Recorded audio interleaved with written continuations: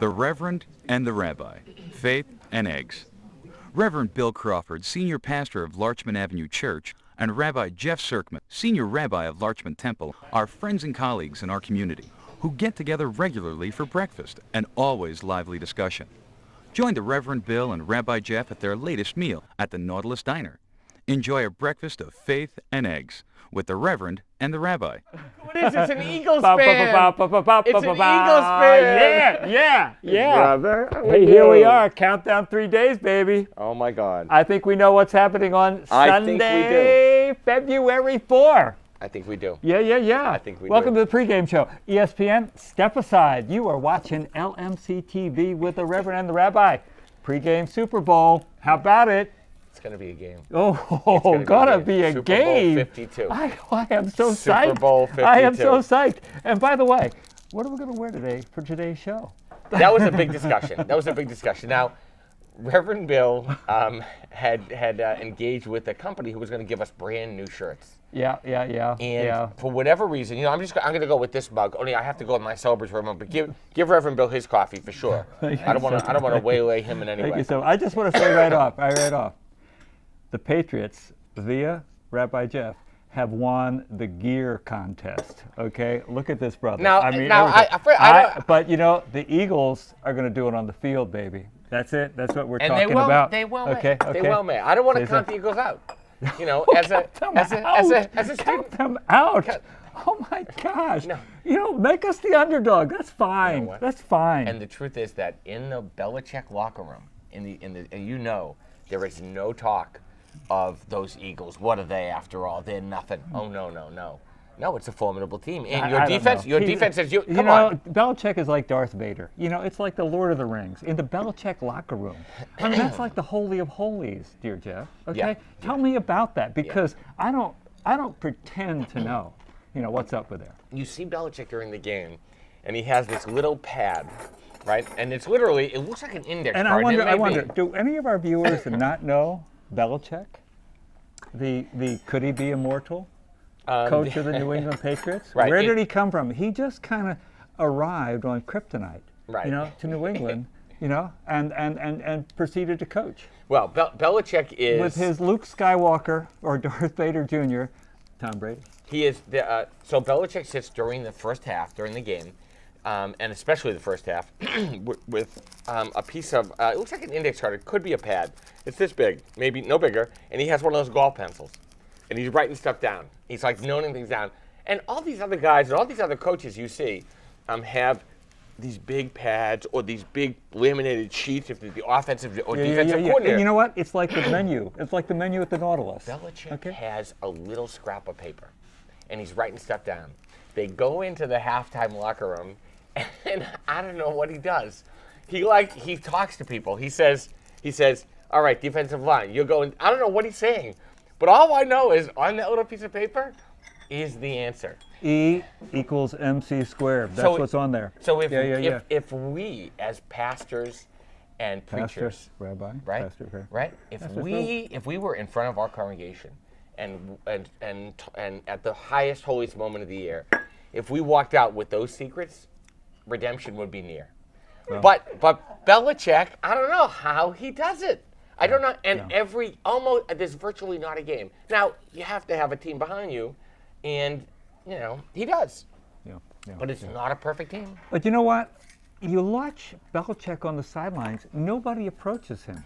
I don't see any other assistant coaches. Almost never. I don't see any, real rapprochement with the players. Maybe Tom Brady, okay? Right. But he's kind of like stands alone. He's kind of like a... Moses on the mountain. Brady talks to McDaniels. Who's McDaniels? Josh McDaniels is the offensive coordinator, who's going to be one of two teams. Is going to be the head coach. We're going to lose him, but Josh McDaniels is the great offensive coordinator for the Pats. And think about this: if Brady has had that offensive coordinator for how many seasons? Call in 9, I think. Well, 8 in the Super Bowl, right? And 5 wins. Right. Yeah. So he's been rid of. I'm saying just with this offensive coordinator. So Brady talks to that offensive coordinator. You will not see Brady talk to Belichick during a game. Almost never. Almost never. you know, I'm a little hot. I'm just gonna disrobe a little bit. Excuse me one second. Excuse me 1 second here. So, we're gonna take off this is it. the Ty Law jersey. Remember what I said. A little Ty bit on Ty Law. University of Michigan. The greatest quarterback. Okay. University of Michigan, 1995, 95 to 2004. The greatest quarterback. 24 is Brady's number 12 times 2. Right. Okay. And There's Ty some Law, numerology here. It's Ty a little Law, crazy. Pro Bowl 5 times. Okay. Twice 2 Super Bowl rings. Ty Really, Law, an amazing guy. Wait 1 second. Willie Mays. Hold on 1 second. But Tom Brady, number 12, 12 tribes of Israel. Think about it. Okay, Rabbi Jeff, what do you have now? We have the AFL shirt. This is the AFL shirt, and I think I lost my keep-off. So I think I'll put a hat on. Is the price on the screen right now? This can be yours. Right. Call No, in. We're not selling this shirt. Oh, you have to win this shirt. Sorry. You have to win this shirt. You know what I'm saying? And so we'll just put this hat on. You think And can people at home see what it says there? This is the last year's Super Bowl hat. My friend Paul Rosengard, my oldest friend in the world, and you know what? brought this home for me. Get a good look at that, folks, because the leather brim. Look at this leather get a brim. good look at that, because it actually has. Isn't this cool? It has the inscribed LVI. Look at that. Look at that. Isn't that cool? Yeah. That's very cool. There we go. That's There we very go. cool. And you know what? Get a good look at it, because it's going to be embossed with the Philadelphia Eagles eagle on it as we move into anything is possible. February 5th. February 5th, the day after the Super Bowl. Anything is possible. When the crown, when the trophy is held high by the Philadelphia Eagles. Yeah. Okay. Okay. You win the gear. And you know what? I want to say straight up. Please. Tom Brady could be the best quarterback ever. You know? Really, what a stellar. I mean, really pretty amazing, right? Pretty amazing, and you can give us all the stats. Yeah, no. Well, you remember University of Michigan, when he played at University of Michigan, he got benched. He was, they have a football combine. The combine is where they test all the athletes on physical skills. For you talking for the NFL? Or for the NFL, no, for the NFL. Yeah. He was last of all the players who were drafted. He was last. Last as of all the quarterbacks? No. He was last. I'm pretty sure of all the players. Yeah, that was a motivating factor to get in shape, to lift, but to really get his conditioning in order. You know what? Everybody, if I could take a couple steps away from this. Go ahead. This is the narrative that's being built and has been developed over the past 8, 9, 10 years in New England. Tom Brady, never picked up a football before that Columbine. He went to it after, crawling through 40 miles of barbed wire. He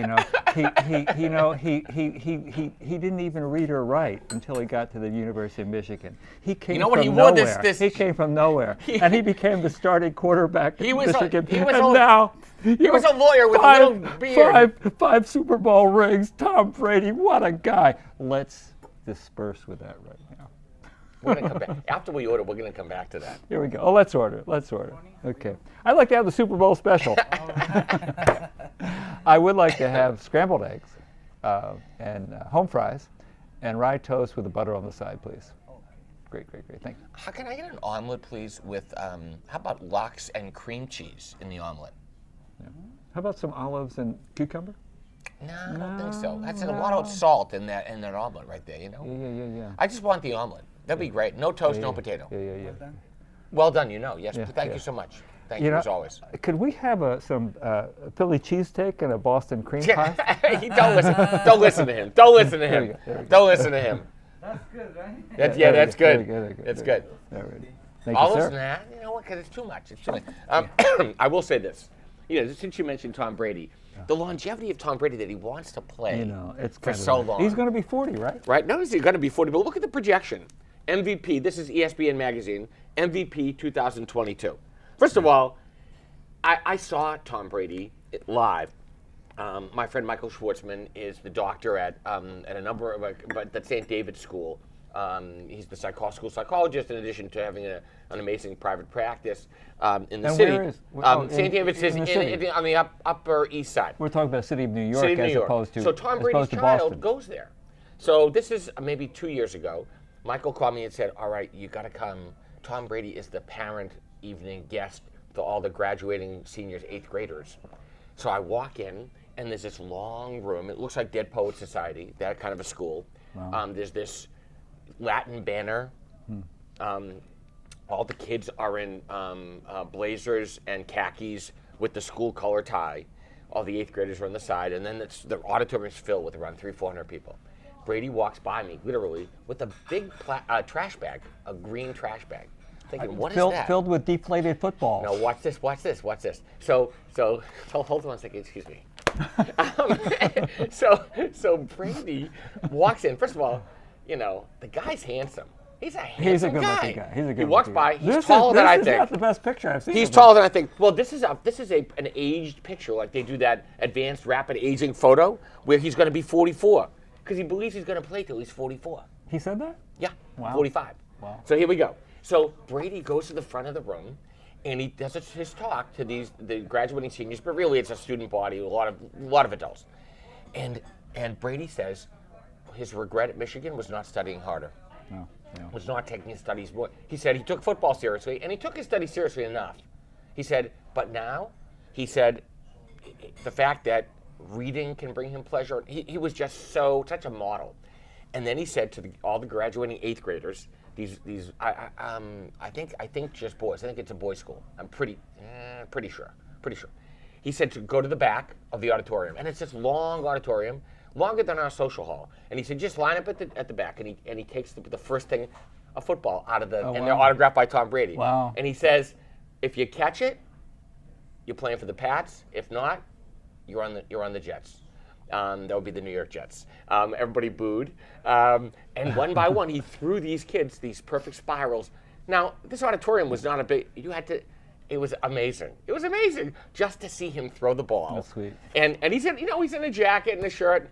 But I do believe he is a really good guy who works really hard and is so crazily focused.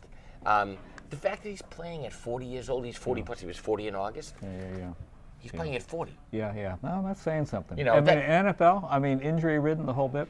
The thing I want to say about this magazine is that this is a shout-out to one of the neighbors here in Larchmont. That's right, go ahead. We got some awesome talents. Steve Wolf, everybody. A long-time, terrific sports writer. Yep. Resident here in our neighborhood, and a writer for ESPN. Yep. Big shout-out to his kids, Bo Wolf, who's working for the Philadelphia Eagles. Yeah. Is that true? Bo, Is that true? Bo. He started with the Eagles, and now he has a social media story board with and for the Eagles, NFL related. Just a terrific guy. Brother John worked for the Washington Nationals. Daughter Eve works for ESPN in the media and TV zone. And you think you can get me a job? I would so love Elizabeth is a senior at Middlebury, wearing number 7 on the women's hockey team on the ice. Give it up for the Wolf family.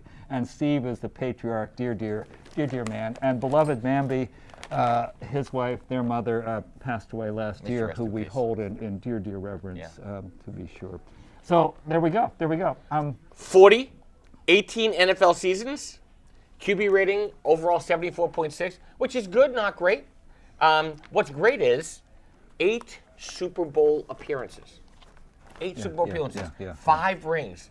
My friend Paul Rosengard, same oldest friend, sent me a thing, and he said, I hope Tom's hand's okay, and I got all nervous. And it was this prank photo from the Boston Herald or some sports paper in Boston of Brady wearing a ring on each of the 5 fingers.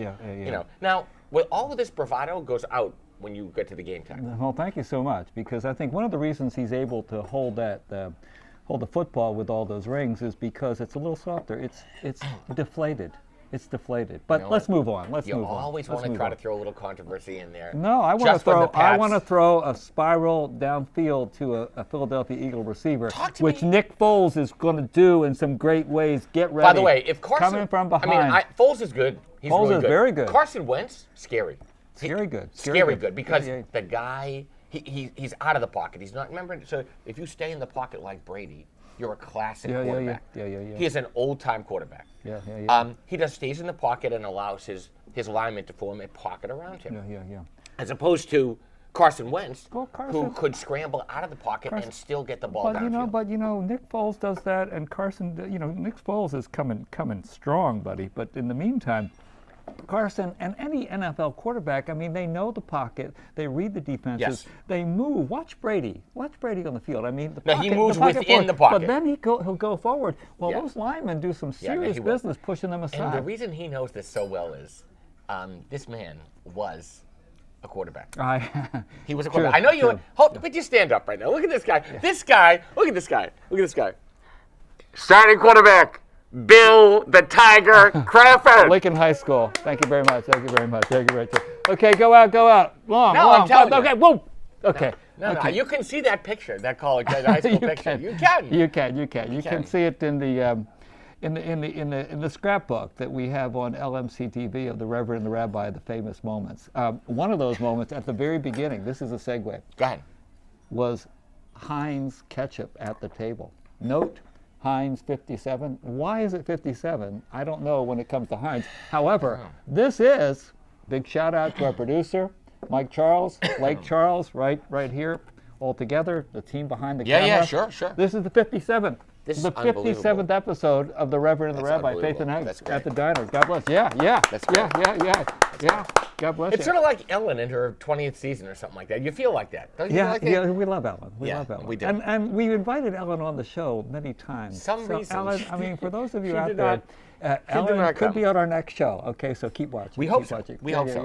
Yeah, no, it's going to be a lot of fun. And we will leave the game, but we just want to say this. How about predictions? Yeah, predictions are hard. I never predict. Do you really have predictions? I don't like to predict, but I have. Go ahead. I have a feeling. Oh my God, I have no feeling. I'm just scared. I'm just nervous. Well, I think we're both anxious. As a true Patriots fan, the real Patriots, because I grew up with Patriots when there's a term for it. It's called they sucked. They were just horrendous. They really were a below par team. Gino Cappelletti. Steve Grogan was great. Jim Plunkett, eventually quarterbacks. But, I mean, really not good. Really not good. The thing that I have to say is, I mean, at the table here, the Reverend and the Rabbi, Faith and Eggs at the Diner, since 2001, in the time that we've been on camera, we have watched, coming up from I don't want to say the dregs, but we can talk about the Boston Red Sox. Oh my gosh. We can talk about the New England Patriots in that time. But I want to say, thank you so very much, Cesar. Thank you so very much. I want to say that in the time of the airing of Faith and Eggs at the Diner, the Reverend and the Rabbi, we have watched the rise of the Boston Red Sox, to how many World Series? Yes. The New England Patriots to how many Super Bowl? And you know what? It's all because of the Reverend and the Rabbi, Faith and Eggs at the Diner. Is that awesome or what? Excuse me, I just want to hang this up. Only for this episode do we get this, okay? Because as I've said, you win the gear, the football gear contest. This is my eating attire. Yeah. And it's all because that I am from Philadelphia. I love the Phillies. I love the Eagles, not the Sixers or the Flyers as much because I grew up on those baseball and football teams. But you really have some legacy, and some dare I say resurrection, come from behind, and some awesome stories. Could be, And I'm further away from Philly, in terms of years, in terms of geography, but the richness and the story and the history of those teams. I'm also really strangely connected to all little things going on. Not so much with the Patriots, with the Red Sox a little more. But my identity as a human being somehow hinges on the history of sports teams in Boston, which you think is crazy. Your identity as a human being. No question. There's no question. This is a scoop here. No question. There's no question. At the 57th episode when you of are at the Diner, a scoop. Your identity as a human being. That's right. When you are a Boston fan, wow. My son Gabriel has inherited the same thing. Think about this. When you're a true fan, and Michael Charles could maybe affirm this, and maybe not. When you're a true fan of a team, your sense of place in the world is somehow impacted by how your team does. That sounds like a crazy statement. It's just a game. It's sort of how you feel about the world, in the world, what you do. So when the University of Michigan loses a really big game, my son Gabriel, he's not, I wouldn't call it depressed in any way. He's not a depressed person. He happens to be a psychologist. Right? But he is impacted.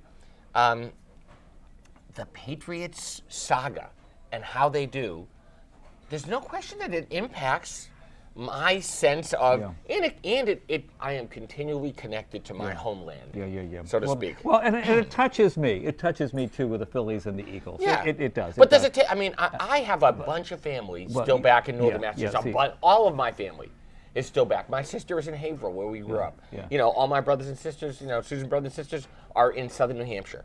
And, we're all wearing the same gear. Well, and I have to say, and my sister Barb, my sister Chris and Mary, shout out, my cousin John, my friends in the neighborhood, Lincoln High School, QB me. Lincoln High. But, when we're talking and communicating with each other, it's like, if it's baseball season, how about those Phillies, which is not a happy story. Yes. And then how about those Eagles, this time of year? I mean, really, my sister Barb will go on telling me, about the Eagles defense, about how hurt she was with Carson Wentz going down. She's a nurse, the whole thing. It's like, Barb, how about your daughter Erin? How's Adam, your son, doing? We get to that a little later. I mean, it's part of the family and the identity. It's also, for me, part of history. Sports are transcendent.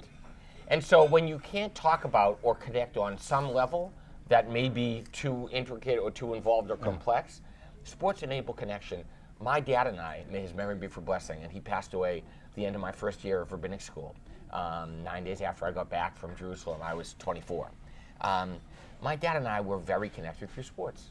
And so he wouldn't say to me, he would say, how are you? The next sentence was, how about those Sox? Yeah, you see that doubleheader? You bet. That's what it was. You bet. I can still remember, and I wrote a sermon about this my first year as a rabbi, I believe, in Larchmont Temple. It's the first time I ever got a contribution to thank me for a sermon. Wow. It was a high holiday sermon, and I gave a sermon about forgiveness or repentance, maybe repentance. It'll come to you. All I know is what the image. The image was I'm holding my dad's hand, walking up the ramp in Fenway Park, and I see Fenway Park, and I see the Green Monster for the first time, and I feel my dad's hand, and I look up, and he looks down at me. And I remember that moment. Yeah. I was 9. Wow. And that moment, so is that sports? I think it's a little more. Yeah. So it's a transcendent connection that still connects me to my memory, my feeling of place. I'm a kid from Haverhill, Massachusetts. A poor kid from Haverhill, Massachusetts, by the way. Well, here I am, Northeast Philly. We did. It was the other side of the tracks. This guy came from the tough side of the tracks. He wore a leather jacket. I'm telling you. I did. Along with number 12 in high school, Tom Brady's number. I don't think Tom Brady wore a leather jacket. He was more of a goody two shoes. He was a good boy. Yeah. So let's break bread. My gosh, we have to eat. Okay. Here we are. Baruch atah Adonai Eloheinu melech haolam hamotzi lechem min haaretz. Amen. Thanks be to God for the bread of life and the pond that we share, a pond at the heart of companionship. Amen. Thanks be to God. Amen. Oh, I didn't get the. Oh, there's no butter in there. Butter. I love to spread the butter on. Yeah, I know you do. I know you do. I mean, it's a ritual thing. It is a ritual thing. Hey, we have some news in the world, as we always do. Hold on a second. Beyond the Super Bowl? But I have to say, there's some speeches in recent days, and I don't want to jump to the State of the Union address, but I do want to. There's some comments to be had there, but I do want to say something about an address here in Larchmont. 2 of them actually. One happened to be on January 7th by Charles Blow, the op-ed writer for the New York Times at the Martin Luther King commemoration here in downtown Mamaroneck, Larchmont, at the Homix Middle School. I had the privilege and honor to moderate that. It was kind of a full house, really quite impressive. But the other address speech was that of the brother to my right, Rabbi Jeff Serkman, at the multi-faith service at the Mount Hope Baptist AME Church in White Plains. It was an anti-racism event, really service in some great ways. Rabbi Jeff was one of 3 speakers there. Reverend Kimberly McNair, who actually is a fellow graduate of Union Seminary. Oh, she really? My alma mater. She's delightful, so articulate. But Rabbi Jeff was superb, and I hope we can have access to that speech. I mean, Charles Blow, Rabbi Jeff. I mean, right here. Only my friend Reverend Bill wants access to my speech. Though a newspaper did call me. A newspaper, the Chappaqua Times or something, called me. I thought, okay. Yeah, they're on that Robert Mueller story this morning too, but that's another story. They want to go to you guys. Inside Chappaqua called me from a copy of my speech. I thought, okay, anybody who asks, I'll give it. You know, the Homics newsletter wanted it. That's fine. I'll send it to them. And they didn't want it. But yeah, no, it was an honor. And you know what? At the time like this, we had it was AJC, the American Jewish Committee.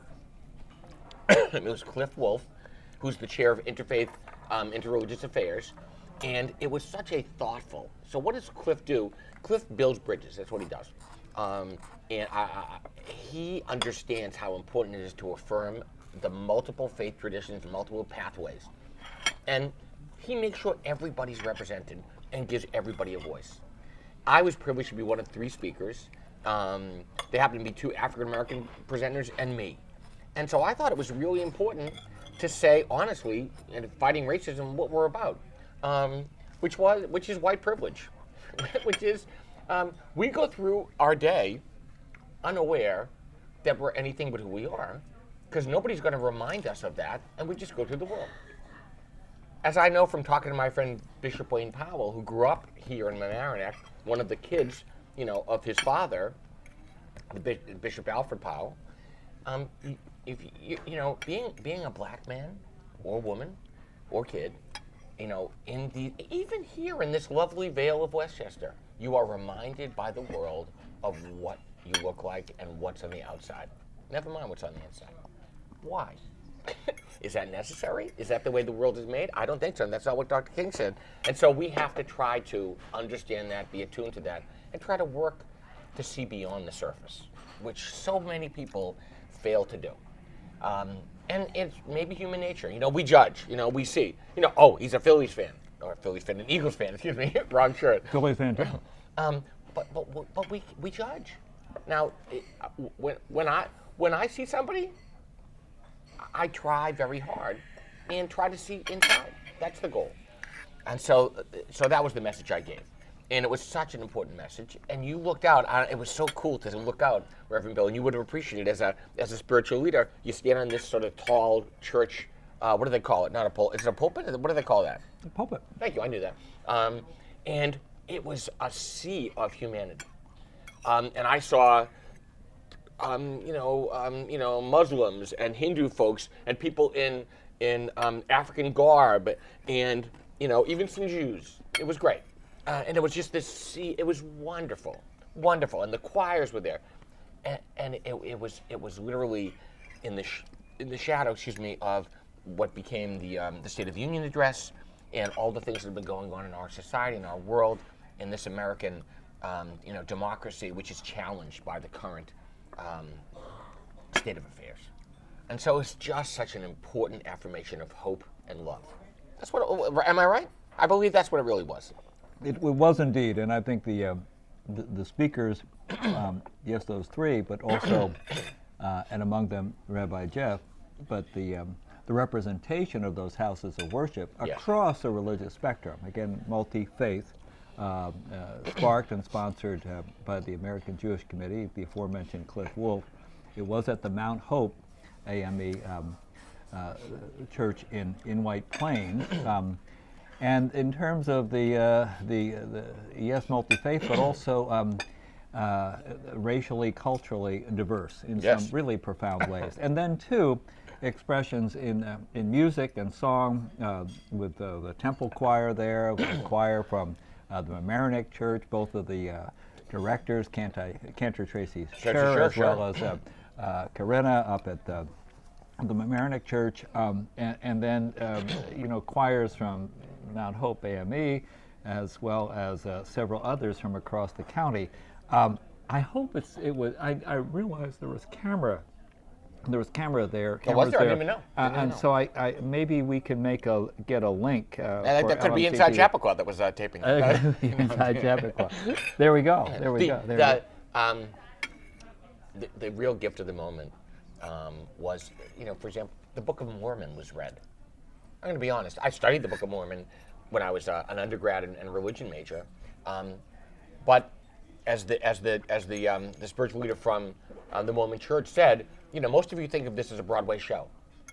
It's not exactly just a Broadway show. And he read from the Book of Mormon, and he talked about the history of Mormonism and how they progressed to a place of acceptance. And then a couple of African American Mormons got up and spoke. It was lovely. That was really quite something. And it seems to me that for many people there, I can think about students I've worked with as a university chaplain, people in my tribe as a Presbyterian Christian, who have not had face-to-face, hand-to-hand, as in embrace with a handshake or a hug, encounters with people of other traditions. So for how many people there was it the first time to hear a rabbi speak? In their house of worship. Could have been. Okay. Could have been. For how many people there was it the first time to hear a Mormon brother or sister? Now, we expected someone along the lines of Joseph Smith, as in Mormonism, to be a white man speaking to us. Yes, that was the case. But he was followed by two African American Mormon folk who really identified and gave a bit of touch-up testimony. But right there in the heart of and at the pulpit of an traditionally African American church. A church I'd never been to. Yeah. And an area in White Plains, I've lived here for 30 years. I've never been to the street. And I thought, this is so strange. It's a street in White Plains I've never been to. It's Lake Street, am I right? Lake Street. Lake Road. Lake Road. Right off of Kensico, South Kensico. It's right there. We drive by it numerous times when we're on Route 287. So we're right close to on the way to the mall in White Plains. Right. And so 287 goes east-west. Westchester Avenue cuts across. Boom, you're right there at Nordstrom. Yeah. But right there, there's a housing project. There's a rec center. There's a church. There's a neighborhood. Yeah, there's a neighborhood. There's that people. Too many of us would simply not go, and we would think, oh my gosh, that might not be a desirable neighborhood. It might be the neighborhood like on the other side of the tracks. Well, there we go. There we go. Where we both grew up. But the element where we both grew up, but we happen to be, by virtue of here's our race and our gender, this element of white privilege, has been in us, on us, with us, that we have not really taken account of or recognized. What I said with Charles Blow alongside me at that January 7th event at the Hammock School, and I want to give a shout out to his book, The Fire Shut Up in My Bones, which is a memoir autobiography. I would put it right up there alongside the Malcolm X autobiography. Wow. And the Tashiki Coates and James Baldwin. It's really, really, really quite profound. But in my mind, and in my identity, in this culture, I'm racist, at least by association. Mm-hmm. At least by association. Yeah. And then, by virtue of, even the stuff that I may be cognizant mildly of, here come acts of racism. That by way of my living and breathing, I drive while white, I don't drive, as my new friend Charles Blow does, driving while black or breathing while black. Right. We have too many friends who can tell us what that means, as did Reverend Kimberly, right there at that service, as do so many people. And Charles Blow said it before, this audience here in wonderful Larchmont Mamaroneck, he doesn't know a black man, friend, or even not a friend, who hasn't experienced something horrific, by virtue of, because of the color of his skin. Right. He writes about it in some profound ways in his memoir. Yeah. And so you rose up, you stood up and spoke to that, brother. Yeah. And I'd like to think, help me on this. Yeah, please. That we're doing that today. I mean, are we? Because I think the problem is, back in the day, in the 60s, in this country, in this culture, we said, oh, we've got a black problem. Right. And some would say,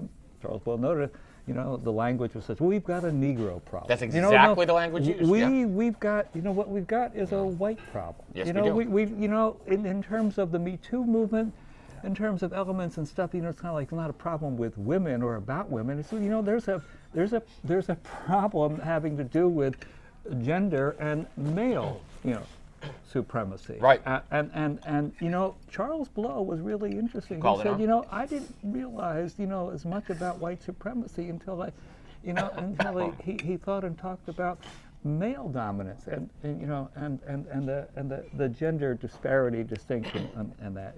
And so, this stuff is before us in some rather distinct ways. I know we got a Super Bowl on Sunday, but we got, like at no other time, the issue and concern before us in terms of race, in terms of gender. Yes. And the other thing, if I may say so. Yes. Because it struck me. I sat in that audience. It was, on Sunday, listening to you and listening to the others. Yes. In a congregation that was not of a majority, white. No. And if anything, it might have been, more a majority of people of color. I think it was. And you spoke about white privilege, but you know what else? You spoke as a Jew, and that is something too that we can talk race, gender, culture in a culture that's dominantly has been and purported to be so. We hear this in certain ways from the White House too. Sure. Predominantly Christian, right. and the arrogance of that, and how that is meted out in associative ways as well as overt ways. No question. There's no question. As a Jew, as a Jew speaking out as a Jew, there's a natural, what do Jews try to do? They're not a parallel necessarily, but there is. What do Jews try to do at various times in their lives? We can say during the Holocaust for sure, but even in America. Cantor Graham, may his memory be for blessing, was the cantor of 43 years at Larchmont Temple. Ed Graham, an amazing, great guy. He welcomed me here. Ed Graham, I went to, he was a very learned guy and had a PhD in 18th century English literature and maybe rhetoric or something from Columbia. This is in addition to having his degree from Cantor School and being this amazing tenor. And he became the redactor, the editor of all of the publications of the Central Conference of American Rabbis. So anything that we put out and all the worship of the Reform movement, he became the English stylist. So Ed Graham and I, he's an amazingly learned guy, loved him. So did he go to Hebrew Union? He went to Hebrew Union College, but he also at the same time, or right after that, went to Columbia and got a PhD. And he did it in a way that was, Jonathan Swift was his specialty. Wow. So Ed and I went away to Cincinnati to the first ever academic convocation of the Reform Rabbinate. He was like one of the only cantors there. Can you stop and say a word? I happen to know this, but yes. I'm not sure our viewers do. Yeah, please. Cincinnati has the rabbinical school, and that is Hebrew a preeminent Union College was where in Cincinnati, Ohio, was where Isaac Mayer Weiss in 1885 founded that rabbinical school. And that was supposed to be the center of American Jewry, Cincinnati, Ohio.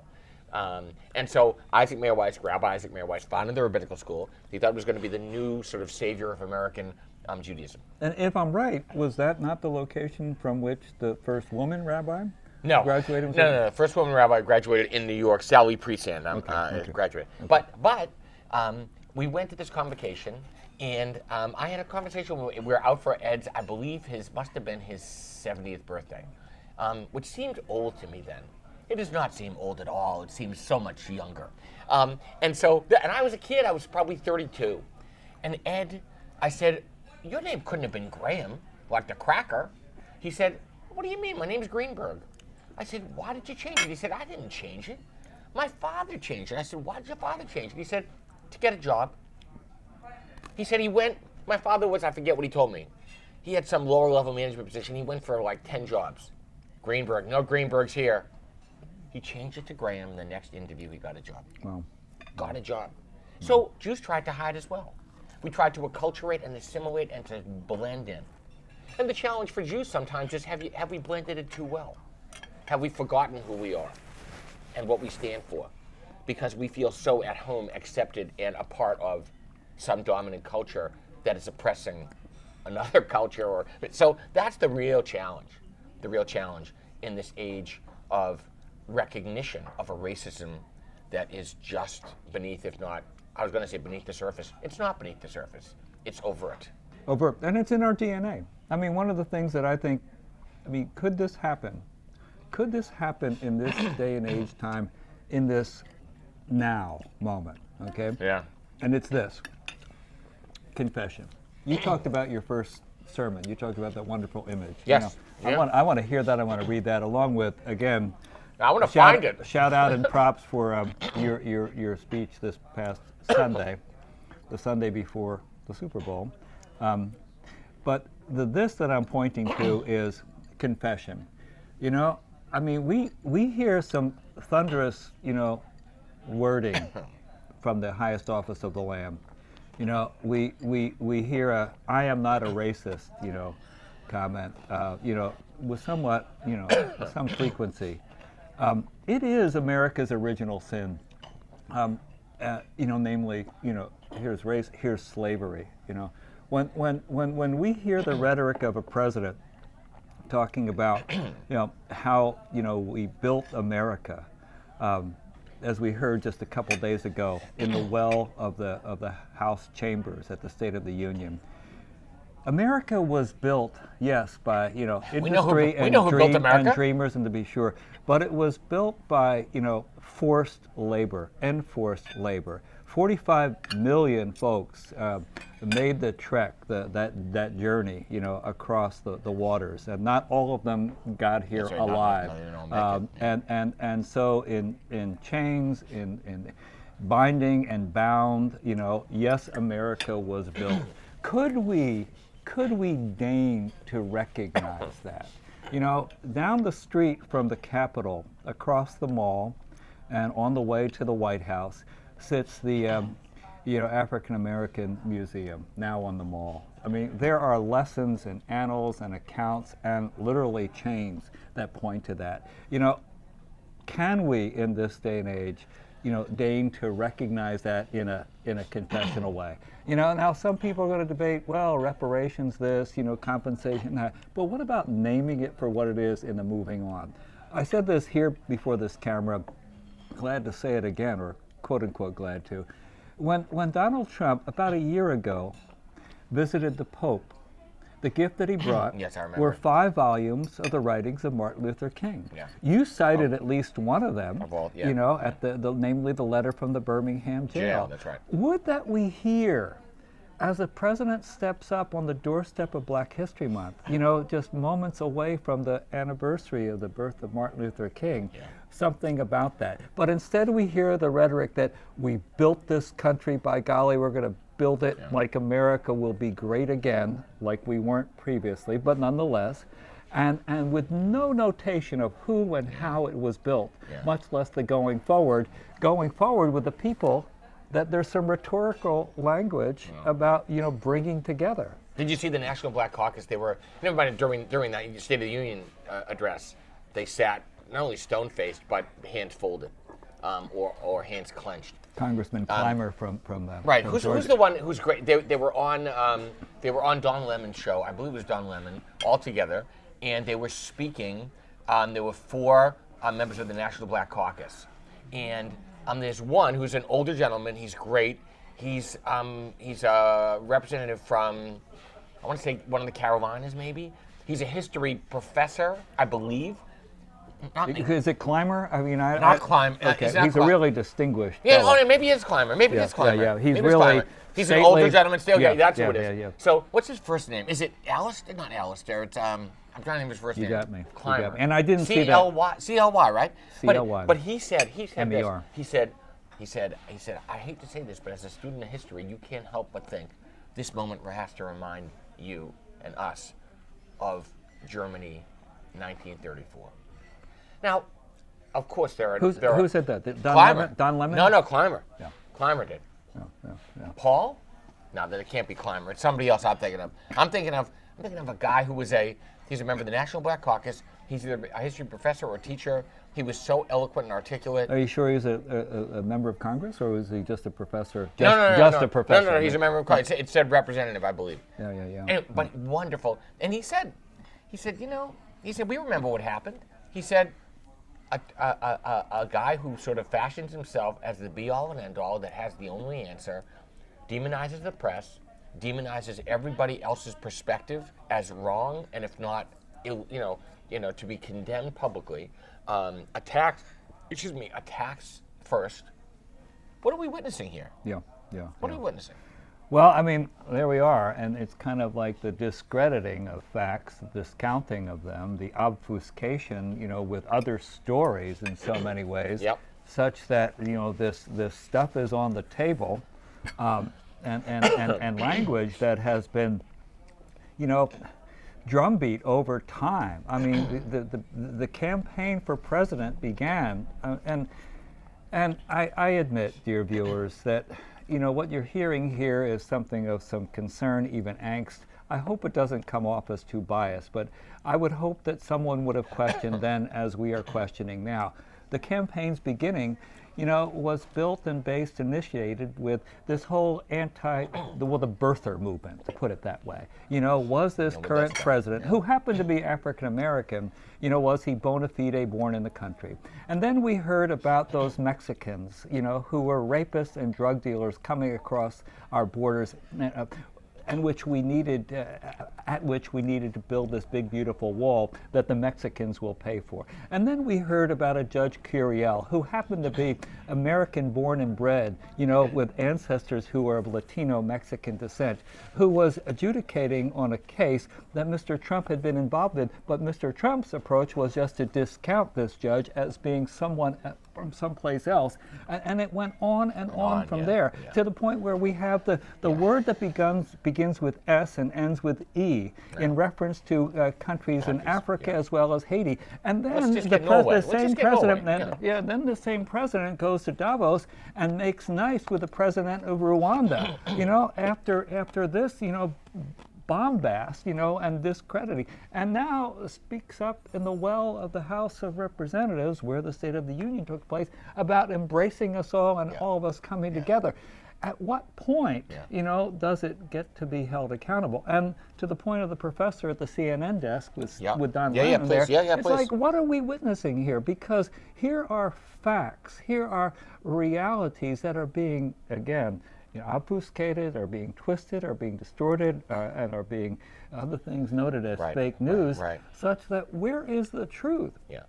Okay, and that's what demagoguery, and we could put it in worse, language. Yes, we could. Would take us down the path that would further divide and demonize. And the distinction between now and like Berlin 1934, and we're not saying, I didn't make the parallel, by the way, but the distinction is, we live in a democracy. We live in a time when every perspective has to be heard, when no voice can be silenced. That's it. Now, except I believe that voices of hate and destruction should be curtailed, or at least called out for what they are. Yeah, as opposed to another thing on that litany, and thank you, dear viewers and brother Jeff. Along with that litany, we had the same inhabitant of the Oval Office talking about Charlottesville, saying, well, they're very fine people on both sides. Very fine people on both sides. Oh, really? Very fine people on both sides. Some, bearing swastika and torches in the night, and with expletives, and worse, hurled at people who were standing for peace and justice. Even those assembling in the synagogue, on the path of the marchers, that Friday night in Charlottesville. Very fine people on both sides, Our concern comes says from the president, someplace, again, not this. Our concern is validated. Our concern is not about a Republican. In fact, I would say, on the contrary, I would love a Ronald Reagan Republican in the White House. That'd be just fine with me. Ronald Reagan built his political career on compromise and hearing the other. Now, he was so jelly bean sugar sweet. He oftentimes disregarded the other in his, in his comment, but that's okay. He validated. He heard I would call them the laws of Menschlichkeit, of being a humane and thoughtful, sincere human being, were his framework, his modus operandi, the way he worked in the world. We need to reclaim civil society. we need to know that to be anybody in this public discourse, you got to respect the other people at the table, and you have to be truthful, honest with them in your exchange. So the concern comes from a place that is not, I don't think, partisan, but is for the welfare of our country, to maintain and uphold the ideals on which we know we stand. But some people would try to pull the rug out. Yeah. Oh my goodness. The rug out. Yeah. Oh my goodness. I mean, this we just kind of went on to this little discourse because would have been a lot easier to talk about the Super Bowl. It might have been. It might have been. Oh my gosh! So the next time we're here in front of the camera, we will have the results of the Super Bowl. We have yet to venture a prediction. I have one. I have one actually. And before you do that, so the next time we're here, we'll know who wins the Super Bowl, as well as more of the events of the day. Yeah. I mean, of particular concern among many things are legislative steps and actions having to do with DACA. I mean, here in this community, brothers and sisters, please know that there are 300 DACA youth in our immediate community. Yeah. That is to say, between Larchmont, Mamaroneck, and White Plains. And our friends, shout out to Gerandi Martinez, and Janet Rolone at the Community Resource Center, who have been working with citizenship classes, with support. To meet these young people is to really be touched and impressed. Yep. I mean, they are in our high school. They have gone on to graduate school. Yep. They are working in our community. As in talking with one of them, a dear young man named Roberto. Roberto, who's just finished grad school, is working as an engineer up in White Plains.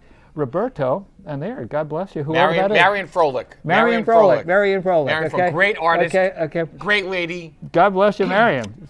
I think she's an Eagles fan. I could be. No, she's a great lady. But I just want to say, to talk with Roberto, Roberto says, I may get sent back to a country in which I was born and brought here, from which I was brought here by my parents, a country that I don't even know. Mm-hmm. After going to school, high school, college, graduate school, now paid as an engineer, now paying taxes. Yeah. That's the reality. I say that only because by the time we get together next, we will hear more as to the status of our DACA friends. Not to mention, who will get the Super Bowl trophy and the MVP, Nick Foles. But to say we're all dreamers,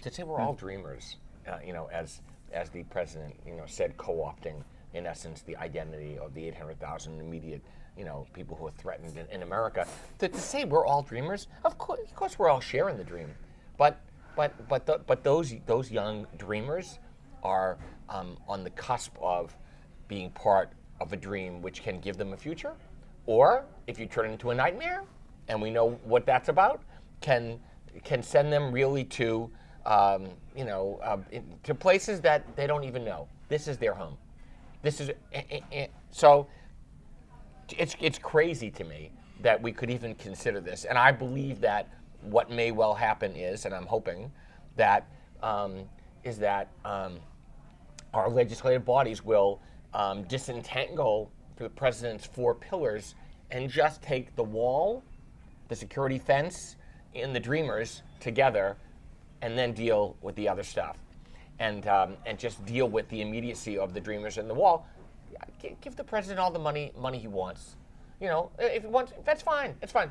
Protect these. Now I think it's 1.8 million that was the number. Totally, yeah, right? Yeah. So to me, and Bernie Sanders actually said, he said, you know what? He said, the president wants to hold me hostage. Let him have a wall. He said, I can't live with myself if these people who are children are not able to establish themselves and continue their lives in their country and their homeland. Yeah, it's interesting. It's not a good situation. It's politics, I think, at its grimiest. But before we come back from next time, I'll also have been to Israel. Because we're leaving for a congregational trip to Israel, the Israel Adventure, with Cantor Tracy Sher and Rabbi Jeffrey Zirkman. We have 85 of our closest friends going. We get 2 buses from Larchmont Temple. lots of families, some multi-generational families, like the Finkelsteins are going, Silverbergs, Finkelsteins. But it's we got 5 or 6 kids becoming B'nai Mitzvah on the Galilee on a boat, which would be awesome. Oh, wow. But it's going to be, just an awesome trip. So what are your dates? When do you leave? We're leaving on the 15th. We start in Tel Aviv. We spend a Shabbat in Tel Aviv, so we get 2 Shabbats, 2 Friday night Saturdays in Israel. We'll be going to, services in Tel Aviv, and then we're gonna do a little Tel Aviv history. Gonna go to and see, where the state of Israel was founded, etc. We're then gonna go, and we try to do mitzvah projects, special, tzedakah projects of giving back. So we're gonna go pack food at the Jaffa Institute, which is this awesome. In fact, I'm seeing the director of it tomorrow, who's in America just for a week, and we're gonna, pack food for the underprivileged in the Jaffa area. Jaffa is beautiful. Jaffa's gorgeous, gorgeous, but it also has some on the other side of the tracks areas. True. I mean, there's some. And so then we're gonna go to Haifa, go to the Carmel, and see the Baha'i Gardens, and then over to the Golan. We're going to stay at a kibbutz for 2 nights. Where are you going to stay? We're going to stay at Nof Gennesar, which is right on the Galilee. That's where right we were. On the Galilee. That's where Reverend Dr. You were just there, right? The great kibbutz. Yeah. So we're going to literally walk out on Monday morning at 5:45. We're going to get on a boat, and we're going to do the bar mitzvah on the boat. And then we come down to Jerusalem, and we use Jerusalem as our base. It's just an amazing. Now, amazing right trip. there at the kibbutz, there's a museum and some artifacts. They have, and there's a video on this. Salvaged, if I could put it that way, because it really is an antiquity, it being a 2,000-year-old boat that they call the Jesus boat. Really? Now, do we know it was Jesus, whatever. But I love that. But certainly it has 2,000 years of history to it, and it's right there. It's kind of hermetically sealed. It's kind of got some really, everything that you would do to preserve something that was ancient, right there. At that kibbutz. Wow. Yeah. Wow. Yeah. Anyway, it's going to be awesome. It's going to be great. Yeah. So before we, and I will bring you back, it's something special. I've got to figure it out. But something special. Yeah. I think you ought to, when you get to Jerusalem, and I know you will be, and here's the Wailing Wall, you might want to insert a little prayer for healing for Tom Brady. Because I think Tom will be. He's going to be banged up. Tom will be hurting. Tom will be hurting. And so what's your prediction? You said you had a prediction. Here you go. I say Eagles by 3. It could be. I think it's going to be a great game. We got a great defense with the Eagles. We got an awesome offense with the Patriots. We've got a decent defense, whatever. Is it going to be a low-scoring game? I don't know. I don't think so. I don't think it'll be high-scoring, but I don't think it'll be a squeaker low-scoring. I think we're going to see some good offense. I think we're going to see some big-time breakaway plays. Mistakes will win. I think it'll be a great game. I think Eagles by 3. It's going to be all about defense. Just watch. I say 28-25 Eagles. I say please let the Patriots win. There we go. My friend. Thank you all. Good luck. This is historic. Good luck 57. Good luck in the big game. Oh, you betcha. And to you too. Love you, brother. Love you, man.